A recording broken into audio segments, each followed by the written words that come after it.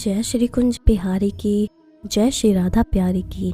हरे कृष्णा कृष्णा कृष्णा हरे हरे, हरे रामा राम राम हरे हरे। भगवत रसिक channel में आप सभी का स्वागत है। हरि के प्यारे भक्तों, पिछली वीडियो में हमने नीलावंती ग्रंथ के बारे में कुछ जानकारी ली। पिछली वीडियो को हमने जहाँ छोड़ा था, अब हम उससे आगे की जानकारी लेते हैं। पिछली वीडियो में हमने देखा कि एक मांत्रिक राव साहिब को बताता है कि वो मांत्रिक कैसे बना, और उसने अपनी सारी कहानी उसे बताई कि कैसे वो तांत्रिक से मिला और उसने अपनी बीवी की बलि दी और फिर वो तांत्रिक के साथ ही रहने लगा और उससे पूछा कि उसने उससे ये सब क्यों करवाया। अब तांत्रिक उसे अपनी कहानी बताता है। तांत्रिक कहता है कि मेरा जन्म कहाँ हुआ था ये तो मुझे याद नहीं है, लेकिन मुझे एक अघोरी ने पाला था जिसका नाम चंद्रा बाबू था। अघोरी वो तांत्रिक जमात होती है जो नर मांस का भक्षण करती हैं। क्योंकि मैं अघोरी के साथ रहता था इसलिए हर कोई मुझसे डरता था। वैसे मेरा कोई नाम नहीं रखा गया था, लेकिन चंद्रा बाबू मुझको कन्नम कहकर पुकारता था। बचपन से ही नरबली और पशु बलि को देखते देखते मेरी जैसे आत्मा मर गई थी। उस अघोरी के साथ रहने से मैं भी अघोरी ही बन गया था। मरने से पहले चंद्रा बाबू ने मुझको पिशाच को वश करने की विधि बताई और कहा कि यदि किसी भी तरह से तुम्हारा गुजारा ना चले तभी पिशाच वश करने का सोचना, क्योंकि पिशाच वश करने के लिए तुम्हें वो करना पड़ेगा जो आज तक तुमने कभी नहीं किया। किसी गांव की शमशान भूमि में जाकर पहले बकरे, कुत्ते और मुर्गे की बलि चढ़ानी होगी, फिर किसी बांझ स्त्री की उसी के पति के माध्यम से बलि चढ़ानी होगी। यदि तुम इसमें सफल हुए तो पिशाच वश में हो जाएगा और तुम्हारी हर एक इच्छा पूरी करेगा। उस पिशाच को हमेशा के लिए अपने हुक्म में रखने के लिए हर अमावस को तुम्हें एक बच्चे की बलि चढ़ानी होगी, तभी वो तुम्हारा हर एक हुक्म मानेगा, नहीं तो तुम्हारी बलि लेकर वो फिर से अदृश्य हो जाएगा। यह कहकर चंद्रा बाबू ने घंटे भर बाद आखिरी सांस ली। 20 सालों तक मैं खुद का पेट भरने के लिए भटकता रहा, क्योंकि मैं सिर्फ अघोरी के साथ रहता था, लेकिन मुझे सभी तांत्रिक क्रियाएं नहीं आती थी, तो मेरा गुजारा मुश्किल से ही हो पाता था। तो मैंने अब पिशाच वश करने की सोची और साल भर से मैं किसी की तलाश कर रहा था। हर ऐसे गांव में जाकर जहां बांझ औरतें हैं, मैंने ये विधि पूरी करने का प्रयत्न किया, लेकिन सफल नहीं हो सका। फिर मैं तुम्हारे गांव में आया। मैंने एक पूरा सप्ताह तुम पर नजर रखी और फिर ये विधि आयोजित की, जिसमें मैं पूरी तरह से कामयाब हो गया। अब मुझे एक सहायक की आवश्यकता है और मेरे लिए काम तुम करोगे। मैं तुम्हारी हर एक इच्छा पूरी कर सकता हूँ, ये तुम अच्छी तरह से जानते हो। और जब मेरा अंत समय आ जाएगा तब मैं ये पिशाच तुम्हें ही सौंप दूंगा। इसके बदले तुम्हें सिर्फ इतना करना होगा कि हर महीने के अमावस को बलि देने के लिए एक बच्चा तुम्हें लाना होगा। कन्नम ने बात पूरी की। मैंने उससे पूछा कि ये काम वो पिशाच से क्यों नहीं करवाता, तो उसने कहा कि यही एक काम है जो पिशाच नहीं कर सकता, हमें पिशाच के लिए करना पड़ेगा। मैं मन में बहुत डर गया था। मैं सोचने लगा कि जब मैंने अपनी बीवी का कत्ल किया था तब मैं होश में नहीं था और मेरा खुद पर काबू भी नहीं था, लेकिन अब मैं पूरे होश में था और ऐसा घिनौना काम फिर से नहीं करना चाहता था। तो मैंने सोचा कि जैसे तैसे इस तांत्रिक से अपना पीछा छुड़ा लूं, फिर देखा जाए कि क्या होगा। अमावस की रात जैसे जैसे करीब आने लगी, वैसे वैसे कन्नम मुझे किसी बच्चे को लाने के लिए पीछे पड़ गया। मैंने भी कह दिया कि मैं एक बच्चे को चुन चुका हूँ और बड़ी आसानी से मैं अमावस को उसे वहाँ ले आऊंगा। वो बलि की तैयारी की तरफ ध्यान दे। इतना कहने पर भी तांत्रिक निश्चित नहीं हुआ, क्योंकि ये उसकी जिंदगी और मौत का सवाल था। उसने मुझे उसी दिन बच्चे को हाजिर करने को कहा। मैंने कहा ठीक है और बाहर निकल पड़ा। 2 दिन बाद ही अमावस थी, लेकिन मैं वापस उस जगह तभी गया जब अमावस हो चुकी थी। मैंने वहां जाकर देखा कि कन्नम का सिर्फ शरीर पड़ा है, जिसका सर नहीं है। तो मैं समझ गया कि अमावस को पिशाच अपनी बलि लेने के लिए आया और ना मिलने पर उसने कन्नम का सिर खा लिया। कन्नम की चाह की वजह से मेरी जिंदगी बर्बाद हो चुकी थी। ना मेरा घर बचा, ना मेरा परिवार, ना ही मैं अब मेरे गांव ही वापस जा सकता था। मैंने बहुत देर तक कन्नम के शरीर के पास बैठकर सोचा कि आगे क्या करूं, लेकिन कुछ सूझ नहीं रहा था। मैंने कन्नम के घर यानी उस खंडर की तलाशी ली। कोई कीमती चीज तो नहीं मिली, लेकिन एक मंत्रों की किताब मिल गई जिसमें बहुत से टोटकों की जानकारी थी। मैंने वो किताब उठाई तो उसी जगह पर मुझे एक और कागज दिखा जिस पर हाथ से कुछ लिखा हुआ था। थोड़ा सा पढ़ने पर मुझे पता चला कि वो अंजन बनाने की और इस्तेमाल करने की विधि है। मैंने वहां से एक थैली उठाई, उसमें वो किताब और वो कागज डाल दिया और चल पड़ा अपनी किस्मत की परीक्षा लेने के लिए। पास ही के पहाड़ पर मुझे एक गुफा मिल गई जहाँ पर कोई आता जाता नहीं था और कोई जंगली जानवर भी नहीं थे। पास ही झरना बहता था तो पीने के पानी की कोई समस्या नहीं थी। वहां से थोड़ी ही दूर पर एक बस्ती थी जहां से मैं भिक्षा मांग कर लाता और दिन भर उन टोटकों को सिद्ध करने की कोशिश करता। मैंने सबसे आसान लगने वाले टोटके, जिसमें कोई बलि या किसी की हत्या की जरूरत ना हो, वो चुने और वशीकरण, दूसरों की मन की बात जान लेना, ये सब टोटके सिद्ध कर लिए। मैं अब अंजन तैयार करने के पीछे लग गया। उसके लिए बहुत सारी चीज़ों की आवश्यकता थी, जिन चीज़ों का नाम तक मैंने कभी नहीं सुना था। लेकिन मैं कभी कभार बस्ती में किसी से बात किया करता था तो वो लोग कई चीज़ों की जानकारी दे देते थे और मुझे उसका और एक फ़ायदा हो जाता था कि वो लोग मुझे अब मांत्रिक कहने लगे थे। मैं भी कभी किसी का बच्चा बीमार हो जाए या किसी का जानवर, किसी की बेटी को बच्चा ना होता, उसके लिए अपने पास से टोटके कर देता था। उनको जब उसके परिणाम अच्छे मिलते तो वो मुझे और भी ज़्यादा मान देने लगे। जैसे ही मेरे पास वो सब चीज़ें जमा हो गई जिनके अंजन बनाने के लिए ज़रूरत थी, मैंने रात दिन एक करके अंजन बना ही दिया। अंजन बनाने की विधि लिखने वाले ने ये भी चेतावनी लिखी थी कि यदि अंजन ठीक से नहीं बना तो उसे आँख में लगाने वाला हमेशा के लिए अंधा हो जाएगा। मेरा मन दुविधा में पड़ गया कि मैं क्या करूं, कैसे पता चले कि मेरा बनाया हुआ अंजन सही तरह का बना हुआ है। वो तो आँख में लगाने से ही पता चल सकता था। मैंने आर या पार का निश्चय कर लिया और भगवान का नाम लेकर वो अंजन अपनी आंखों में लगाया। पहले मेरी आंखों में इतना तेज दर्द हुआ कि जैसे खौलता हुआ तेल मेरी आंखों में पड़ गया हो। मुझे लगा कि मेरी आंखें चली गई हैं, मैं अंधा बन गया। मैंने जो अंजन बनाया था वो गलत बना था। ऐसे कई विचार मेरे मन में आ रहे थे। मैं दर्द से चिल्ला रहा था, गुफा की दीवारों पर अपने सिर को पटक रहा था। कुछ देर बाद जब थोड़ा सा दर्द कम हुआ और धुंधला नजर भी आने लगा तो लगा कि मैं पूरी तरह से अंधा नहीं हुआ, लेकिन मेरी आंखों को कुछ भी नहीं हुआ था और अंजन भी सही सही बनाया था। ये मुझे तुरंत पता चला। जैसे ही मैंने अपनी आंखों को छुआ वो बिल्कुल बर्फ से ठंडी महसूस हुई। अब समस्या ये थी कि अंजन का प्रथम प्रयोग कहाँ किया जाए। मैंने 2 दिन का समय जाने दिया। जब मैं मेरी आंखों की ठंडक का आदी हो गया तो मैं तुरंत उस बस्ती में गया जहाँ भिक्षा मांगने के लिए जाता था। 2 दिन आंखों के दर्द के कारण ना मैं भिक्षा के लिए गया था ना कुछ खाया था। जोरों से भूख लगी थी। मैं बस्ती में गया तो लोगों ने पूछा कि 2 दिन क्यों नहीं आए। मैंने बताया कि मेरी तबीयत ठीक नहीं थी। एक अधेड़ उम्र के आदमी ने मुझे उसके घर पर भोजन के लिए बुलाया। क्योंकि मुझे बस्ती में बहुत मान था तो मैं मना नहीं कर सका, और दूसरा कारण ये भी था कि अब मुझ में इतनी ताकत नहीं थी कि यहाँ से भिक्षा लेकर उस गुफा में जाकर खाऊं। जब मैं उस आदमी के घर पहुंचा जिसका नाम आत्माराम था, उसकी पत्नी ने भोजन परोसा। मैंने उसे भी अपने साथ बैठने के लिए कहा। हम दोनों ने भोजन किया और भोजन के बाद जब हम गप्पे लड़ाने के लिए बैठे तो मैंने अभी तक भूख की वजह से ध्यान नहीं दिया था कि वो आदमी बहुत गरीब था। घर बहुत साधारण था और सामान तो ना के बराबर था। मैंने उससे पूछा कि क्या तुम्हारा गुजारा ठीक से नहीं चलता, तो उसने बताया कि उसे तब से काम करने के लिए मन नहीं लगता जब से किसी बुजुर्ग ने ये बताया कि उसके दादाजी ने बहुत सारा धन एक घड़े में बंद करके खेत में कहीं गाड़ दिया था, तो तब से वो दिन भर खेत का एक एक हिस्सा खोदता रहता है, इसलिए बाकी चीजों की तरफ ध्यान देने के लिए समय नहीं मिलता। उसकी बीवी ही किसी खेत पर रोजे के लिए जाती थी, जिससे जैसे तैसे उसका गुजारा चल जाता था। जैसे ही मैंने खेत में धन की बात सुनी, मुझे अंजन की परीक्षा लेने का मौका दिखा। मैंने उसे कहा कि अगर मैं उसे उस धन का सही पता दूं तो क्या मुझे वो उसमें से आधा धन देगा, तो उसने मेरी बात मान ली। उसी रात मैं उसे लेकर उसके खेत में गया। जैसा कि मैंने अंजन के उपयोग के बारे में पढ़ा था, उसके लिए हिरन के सींग चाहिए थे जो मेरे पास पहले से थे। मैं उसमें से खेत को देखने लगा। हिरन का सींग आंख पर लगाते ही जमीन मानो जैसे कांच की बन गई। दूर एक आम के वृक्ष के नीचे मुझे कुछ चमकता दिखाई दिया। मैं आत्माराम के साथ उस वृक्ष के पास गया तो मैंने फिर से हिरन का सींग आंखों पर लगाया और उसके जड़ की तरफ देखने लगा। मेरे आश्चर्य का ठिकाना नहीं रहा जब मैंने स्पष्ट रूप से एक पीतल का घड़ा उसके अंदर के सोने सहित जमीन के अंदर कम से कम 3 हाथ नीचे देखा।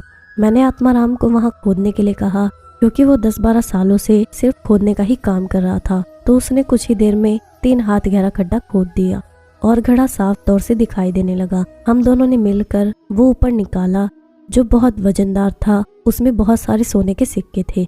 जैसा कि तय हुआ था, उसने ईमानदारी से उसमें से आधे सिक्के मुझे दिए। मैं उन्हें एक कपड़े में बांधकर अपनी गुफा की ओर चल पड़ा और वो अपने घर की ओर। दूसरे दिन पूरी बस्ती में ये बात फैल गई। मेरी गुफा के चारों ओर तो मानो मेला लग गया था। उस दिन से मेरी जिंदगी ही बदल गई। खजाना ढूंढने वाला मांत्रिक, इसी नाम से मेरी प्रसिद्धि हो गई। अब मेरे पास ज्यादातर ऐसे लोग आते जिनको अपने खेत या घर से गड़ा हुआ सोना निकालना होता था। पर हर जगह धन होता हो ऐसा नहीं है, कई जगह सिर्फ अफवाहें होती थी। फिर भी मैंने कई लोगों के घर के खजाने ढूंढने में मदद की और उसमें से आधा हिस्सा कमाया, लेकिन अब तक की मेरी सबसे ज्यादा कमाई सिर्फ 200 सिक्कों की थी। मैंने जब तुम्हारे मुंह से तुम्हारे खानदानी खजाने के बारे में सुना तो मुझे लगा कि अगर ये खजाना ढूंढने में मैं तुम्हारी मदद कर सका तो मुझे जिंदगी भर कोई काम करने की जरूरत नहीं है। मैंने मेरी पूरी कहानी तुम्हें इसलिए बताई कि जब मैं तुमसे आधे खजाने की मांग करूं तो तुम मुझे लालची ना समझो। मांत्रिक बाबू ने बोलना खत्म किया। राव साहिब ने कहा, ये सब सुनकर मेरा आपके प्रति विश्वास और भी ज्यादा बढ़ गया है।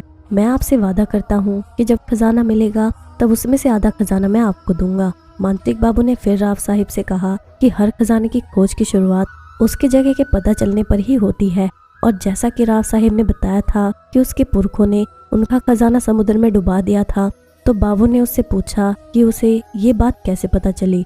राव साहिब ने एक बही के बारे में बताया जिसमें उसके परदादा ने खजाने के बारे में लिखा था। बाबू को भी राव साहिब ने वो बही दिखाई जिसमें लिखा हुआ था, ये खजाने बहुत दुनिया में लेकिन ये खजाना खोजना नहीं है मुमकिन। भर जाते कुएं साथ ऐसी वो राशि धन की, देखकर वैभव सारा मिट जाती प्यास मन की। क्या कारण था पता नहीं, जो आया इसी राह में, पूछते कितनी चली गई इस धनराशि की चाह में। कई वीरों ने प्राण त्यागे धन पर्वत के इस शोध में, लेकिन डुबा दी गई अनंत धनराशि सागर तीरथ की गोद में। बाबू ने उस बाही में लिखी ये पंक्तियां पढ़ी तो उसे भी कुछ समझ नहीं आया। हालांकि रत्नागिरी के पास समुद्र तो था, लेकिन बाबू को ये नहीं समझ आ रहा था कि बिना किसी के जाने इतना सारा धन समुद्र में डुबाना मुमकिन नहीं है। किसी ने तो उसे देखना चाहिए था, क्योंकि अगर धन को सागर में डुबाने की बात सच है तो ये एक दिन में नहीं हो सकता। अगर इतना सारा धन था, बाबू ने भी बहुत सोचा मगर उसको इसका समाधान नहीं मिल पाया। उसने वो बही फिर से देखी तो उसे कई पन्नों पर कुछ उल्टे अक्षर जो आसानी से नजर भी नहीं आते और पढ़े भी नहीं जाते थे वो दिखाई दिए। उसने उस कागज को उठाकर प्रकाश की ओर पकड़ा तो उसे कुछ अक्षर नजर आए। उसने वो अक्षर कागज पर उतार दिए। वो उल्टे दिख रहे थे, इसलिए आईने के सामने पकड़ लिए तो उसे एक नाम नजर आया। वो था नीलावंती। मांत्रिक ने जल्दी से राव साहिब को बुलाया और उसे उसके बारे में बताया जो उसे अभी पता चला था। नीलावंती नाम सुनकर राव साहिब भी चौंक गया, क्योंकि मांत्रिक बाबू और राव साहिब भी महाराष्ट्र के बाकी लोगों की तरह इस प्राचीन लोक कथा के बारे में जानते थे कि नीलावंती नाम का एक ग्रंथ है जिससे पशु पक्षियों की भाषा समझी जा सकती है, लेकिन इसका संदर्भ इस खजाने से कैसे है ये समझ नहीं आ रहा था। राव साहिब की हवेली पर एक नौकर काम करता था जिसका नाम था माणिक। उसने उन दोनों की बात सुनी। वो भी अच्छी तरह से जानता था कि उसका मालिक वर्षों से खजाने की खोज में लगा हुआ था, तो शायद उनको अपनी जानकारी से मदद हो जाए। यह सोचकर उसने राव साहिब को कहा कि वो नीलावंती के बारे में कुछ जानता है। राव साहिब ने बताने को कहा तो उसने बताया कि सुना है कि नीलावंती में समय में पीछे जाने का भी ज्ञान लिखा हुआ है। शायद आपके पुरखे उसकी मदद से वो खजाना खोजना चाहते हो। राव साहिब और मांत्रिक बाबू दोनों ही उस बात से सहमत हो गए, क्योंकि नीलावंती के बारे में जितनी भी कहानियां प्रचलित थी उसमें से ये भी एक थी। राव साहिब ने पूछा, लेकिन माणिक ये तो बताओ ये नीलावंती असल में है भी या नहीं, क्योंकि मैंने आज तक कईयों के मुंह से इसके बारे में सुना है, लेकिन मुझे एक भी इंसान ऐसा नहीं मिला जिसने पढ़ने की बात तो दूर नीलावंती देखी भी हो। माणिक ने राव साहिब को बताया, वो कहाँ है ये तो मैं नहीं जानता, हाँ लेकिन उसे खोजने के लिए कहाँ जाना पड़ेगा ये बता सकता हूँ, क्योंकि मैंने जो भी सुना है उसके अनुसार महाबलेश्वर के जंगलों में बाजिद रहता है। उसे नीलावंती के बारे में जरूर पता होगा, क्योंकि वो भी जानवरों की भाषा बोलता है। राव साहिब ने कहा, ठीक है तो फिर हम खुद ही बाजिद को ढूंढेंगे और उससे नीलावंती के बारे में पता लगाएंगे। इतने सालों के बाद तो कोई सुराग मिला है खजाने के बारे में, तो अब इसे ऐसे ही जाने नहीं दे सकते। मांत्रिक ने भी सहमति दर्शाई। राव साहिब और बाबू दोनों ही महाबलेश्वर के जंगल के छोर पर खड़े थे। उन्होंने अंदर जाने से पहले किसी को पूछना ठीक समझा, क्योंकि किसी की जानकारी के बिना वो उस घने जंगल में महीनों भटके तो भी उनके हाथ कुछ लगने की आशा नहीं थी। थोड़ी ही दूर एक गडरिया भेड़ चढ़ाता हुआ दिखा। राव साहिब और मांत्रिक बाबू दोनों उसके पास गए और उससे बांजिद के बारे में पूछने लगे कि अगर उनको बांजिद को ढूंढना हो तो कहाँ जाना चाहिए। पहले तो गडरिया ने बताने से साफ मना कर दिया कि वो दोनों अगर अपने जान की सलामती चाहते हैं तो वापस लौट जाएं। वे लोग पहले नहीं हैं जिन्होंने बांजिद के बारे में जानने की कोशिश की। कोई आज तक बांजिद को ढूंढ नहीं पाया था और उसका साफ मानना था कि बांजिद बस एक कोरी कल्पना है और कुछ नहीं। लेकिन राव साहिब और बाबू अपनी जिद पर अड़े रहे। उन्होंने कहा कि बांजितपुरी कल्पना भी हो तो वो खुद अपने से उसकी जांच करना चाहेंगे, क्योंकि इतनी दूर आकर वो खाली हाथ लौटना नहीं चाहते। तो गडरिया ने कहा कि वो उन्हें रास्ता दिखाने के लिए तैयार है। उसने उन दोनों को वेताल की एक मूर्ति के पास लाकर छोड़ दिया, जिसे बरसों से किसी ने नहीं पूजा था। कहा कि इसके पीछे से सीधे चलते हुए जाएं, जब तक ऐसी ही एक और मूर्ति ना दिख जाए, और उन्हें छोड़कर वो चला गया। राव साहेब और बाबू दोनों ही वेताल की मूर्ति के पीछे चल पड़े। जैसे जैसे अंदर जा रहे थे वैसे वैसे जंगल और ज्यादा घना होता जा रहा था। वो इतना अंदर पहुंच गए कि दोपहर होने के बावजूद रात जैसा अंधेरा छा रहा था। सीधे चलना जितना कहा गया था उतना आसान नहीं था, क्योंकि रास्ते में पेड़ पौधे, बड़ी बड़ी शिलाएं इतनी थी कि कई बार रास्ता भटक जाते थे। उन्होंने मशाल जलाई जो साथ में लाई थी। पता नहीं कितनी देर हुई, लेकिन ना वेताल की मूर्ति दिखने का नाम ले रही थी और ना ही जंगल खत्म होने का। अचानक से उन्हें एक आकृति नजर आई। साफ नहीं दिखाई दी, लेकिन पता चल रहा था कि वो एक मूर्ति है। दोनों ही मूर्ति के पास पहुंचे और सोचने लगे कि अब आगे क्या। तभी मूर्ति, जिसकी पीठ इनकी तरफ थी, वो अपना सिर इनकी तरफ घुमाने लगी। दोनों ही डर से कांपने लगे। उन्हें समझ आया कि क्यों बाजित की खोज में आया हर इंसान मरा हुआ पाया गया। वो था डर, लेकिन सिर्फ डर नहीं, जिस जगह पर वो खड़े थे वहां की जगह धीरे धीरे सिकुड़ने लगी। इतनी की लगता था वे दोनों उसमें पिस जाएंगे। चारों ओर से जगह इतनी संकरी हो गई कि उन दोनों का दम घुटने लगा। तभी उनके पैरों के नीचे एक सुरंग तैयार हो गई और वे दोनों उसमें गिर गए। वो सुरंग कहीं निकलने का गुप्त रास्ता था। बाबू और राव साहेब दोनों ही उस पर से फिसलने लगे। कुछ देर बाद वो कहीं पर गिर गए। जंगल के मुकाबले वहां पर बहुत प्रकाश था। उन्होंने देखा वो कोई पुराना किला था। बाकी किलों की तरह ये ऊंचाई पर नहीं था, बल्कि जमीन की सतह के काफी नीचे बना हुआ था। किले की हालत कुछ खास अच्छी नहीं थी। कुछ दीवारें, खंबे बचे हुए थे, बाकी सब गिर गया था। गिरते समय बाबू और राव साहेब का शरीर कई जगह से छिल गया था और कपड़े भी थोड़े से फट गए थे। उन दोनों को ये पता नहीं चल पा रहा था कि वो जंगल के किस हिस्से में है।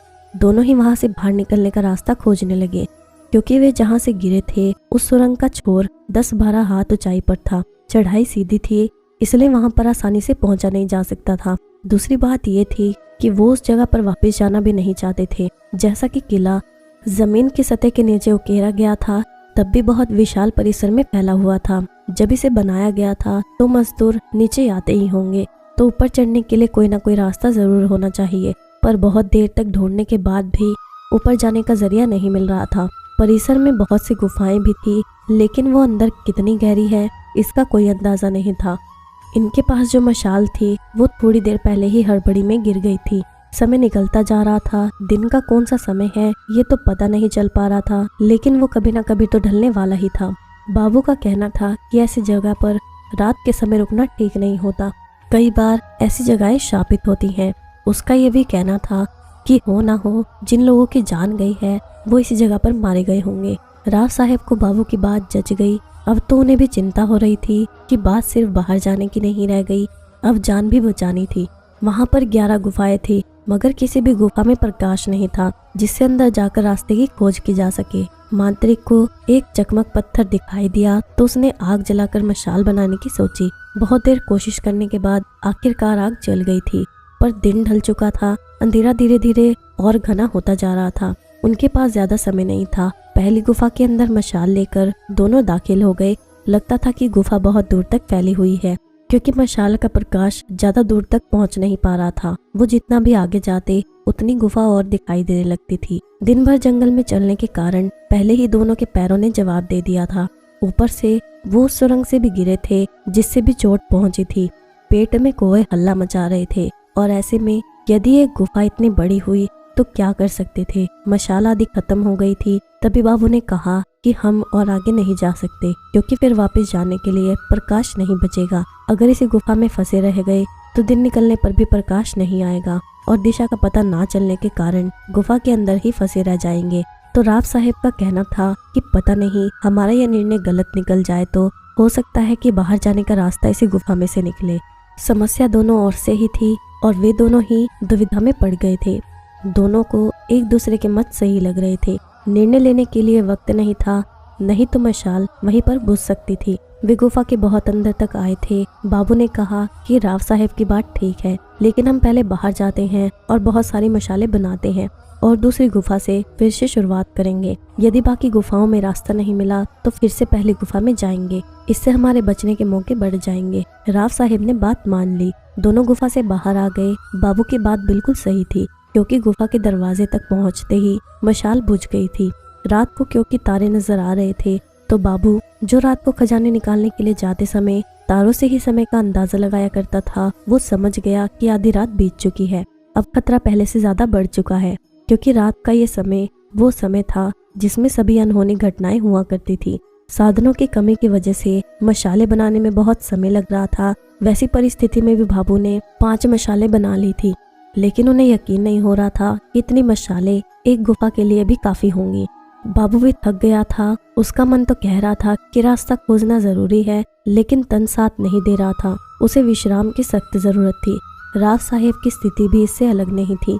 दोनों ने सुबह होने का इंतजार करने का फैसला किया और बाहर ठंड लग रही थी, इसलिए उस गुफा के अंदर वो दोनों सोने चले गए जिसमें वो पहले जा चुके थे। वो ज्यादा अंदर नहीं गए थे। दोनों लेट गए। भूख और थकान के मारे उनका बुरा हाल था। लेटते ही दोनों की आंख लग गई। इस वीडियो में हम इतनी ही कहानी जानेंगे। आगे की कहानी मैं आपको अगली वीडियो में बताऊंगी। अगर आपको ये वीडियो अच्छी लगी हो तो इस वीडियो को लाइक जरूर करना और जितना हो सके उतना शेयर करना, ताकि अन्य भक्तों तक भी ये वीडियो पहुंच सके और वो भी नीलावंती के बारे में जान सके। जय श्री कुंज बिहारी की, जय श्री राधा प्यारी की। हरे कृष्णा कृष्णा कृष्णा हरे हरे, हरे रामा राम राम हरे हरे।